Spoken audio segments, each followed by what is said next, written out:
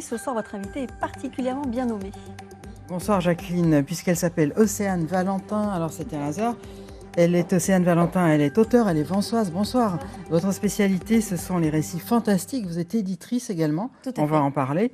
Et donc, effectivement, c'est la Saint-Valentin. On vous reçoit parce que vous avez écrit un livre qui s'appelle #rencontre.com. C'est un livre qui parle des applications de rencontres. Je précise qu'il y a un QR code qui va s'afficher à l'écran, que vous voyez là maintenant. Vous pouvez poser des questions à notre invité. Je les relayerai à la fin de cet entretien. Alors, si on regarde bien sur la couverture de votre livre, on voit deux noms, le vôtre et puis un autre. En fait, le livre, il est né parce que vous avez rencontré une de vos lectrices au Festival international du film de Menton. Comment ça s'est passé ? Exactement. Harley est venue à moi au Festival international du film de Menton, dans lequel je faisais la promotion de mon précédent ouvrage, La Reine de Cendre. Et c'est là que l'idée est née. Elle a voulu que je sois sa plume. Alors en fait, c'est quelqu'un qui avait eu des mésaventures dans les applications de rencontres. Elle vous a demandé d'écrire un livre à partir de cette base-là.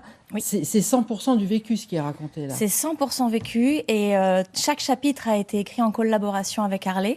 Harley me téléphonait, elle m'expliquait exactement tout ce qui lui était arrivé, comment, et moi je romançais en fait tout ça. Si on dit un peu que c'est une Bridget Jones à la française, c'est un peu ça. En fait, il lui arrive plein de mésaventures. Ah ben extrêmement. C'est improbable. Est-ce qu'il y a une anecdote qui est racontable ?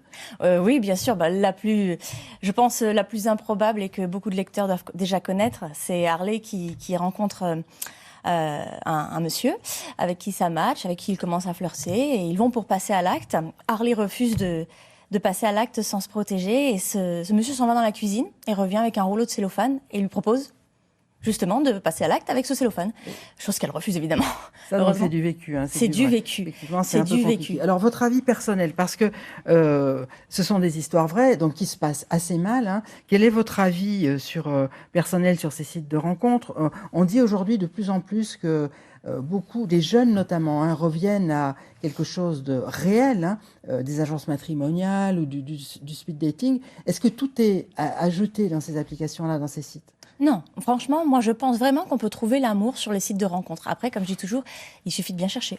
Alors, c'est parce qu'il y a aussi un message de prévention dans ce que vous dites. Tout n'est pas à jeter, mais il faut faire le tri, il faut prendre le temps. Expliquez-nous un petit peu ce qui ressort des témoignages que vous avez recueillis. Oui, en fait, il faut faire le tri. Et puis, ce livre, il y a plein de messages sous-jacents, pas facile à dire, messages sous-jacents. Et il y a la prévention, qu'est-ce qu'il peut y avoir derrière l'écran, les précautions à prendre avant d'aller à un rendez-vous. On ne fait pas que parler de l'amour, on parle aussi de l'Internet en général, avec ses déboires et ses points positifs.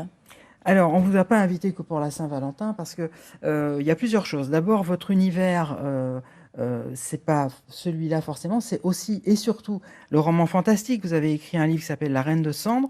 Il y a 2 tomes. Mm-hmm. Alors d'abord, pour qu'on plante un petit peu le décor, c'est totalement différent, on change de registre. En gros, si on dit que c'est les visiteurs mais à l'envers, expliquez-nous, c'est un petit peu ça. Oui, c'est exactement ça. En fait, c'est 3 Français qui ont un accident de voiture qui aurait dû leur coûter la vie.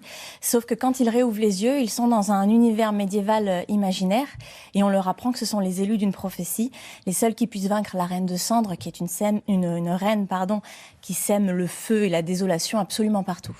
Alors, ce qui nous a intéressé également, c'est qu'au mois d'août dernier, quand est sorti le livre #rencontre.com, vous avez aussi créé votre propre maison d'édition. Oui. Et ça, c'est assez original. C'est une maison d'édition qui s'appelle Encre de légende. Tout à fait. Alors, vous êtes aussi dans la vie gérante d'entreprise. Quand on crée une maison d'édition comme ça, qu'est-ce qu'il faut ? Est-ce qu'il faut des connaissances juridiques ? Est-ce qu'il faut un réseau ? On ne crée pas ça comme ça ex nihilo ? Alors, on pourrait, mais ce serait beaucoup plus difficile. Je vous cache pas que oui, j'avais un réseau. J'ai commencé pareil avec des connaissances en ce qui concerne les créations d'une entreprise, son fonctionnement. Donc, oui, forcément, ça a un impact. Alors, on se pose aussi des questions, mais vous allez nous y répondre. Bassement matériel, il faut de l'argent aussi pour créer une maison d'édition. Ça se fait pas comme ça ? Non, il faut de l'argent, il faut des fonds. Moi, personnellement, ce sont des fonds personnels que j'ai investis. Mais comme toute entreprise, finalement, on débute comme ça. Alors, il y a aussi, donc vous avez un comité de lecture, vous n'êtes pas seul. Non. Vous recevez des manuscrits, Oui. Vous décidez d'en publier. Il y a aussi un aspect risque, comme vous dites, un aspect chef d'entreprise. Tout à fait. On mise sur un livre, sur un auteur, sur son potentiel succès. On l'accompagne au mieux qu'on peut de A à Z. Après, c'est le lecteur qui décide. Il y a également un débat sur cette notion d'avoir une maison d'édition ou d'éditer son propre livre. Est-ce que vous vous dites je contrôle tout, je maîtrise les choix, la couverture, etc. Je passe pas par un comité de lecture, ou est-ce que vous vous dites au contraire c'est du temps un petit peu perdu, c'est de l'énergie prise au détriment de l'écriture? Alors, je vous le cache pas, c'est de l'énergie prise au détriment de l'écriture, un petit peu, c'est sûr pour moi. Néanmoins, je continue d'écrire à côté, j'adore ça. Voilà, simplement. Est-ce qu'il y a aussi une notion de, là aussi, matérielle, de gagner plus d'argent en étant sa propre éditrice? Parce qu'on suppose qu'il y a une maison d'édition, elle prend de l'argent également. Forcément, comme toute entreprise, on cherche à faire des bénéfices. Votre récit fantastique, il nous reste pas beaucoup de temps, mais je vais vous poser quand même la question parce que il peut avoir vocation à devenir une fiction télé. Est-ce que vous y avez pensé? Est-ce que c'est plus compliqué? Est-ce que là aussi c'est l'étape supérieure? C'est un projet et une étape supérieure sur laquelle je travaille. Ça veut dire qu'il faut taper à d'autres portes, à des portes peut-être plus difficiles à ouvrir? Là, si on veut en faire une série, oui, c'est un long cheminement. Je vous dis pas qu'il y aura quelque chose demain. C'est un long cheminement, des rencontres à faire, des portes à ouvrir encore. Mais c'est un nouveau challenge auquel je fais face. Merci beaucoup, Océane Valentin, d'avoir accepté notre invitation. Voilà, Jacqueline, je ne sais pas comment vous allez fêter la Saint-Valentin.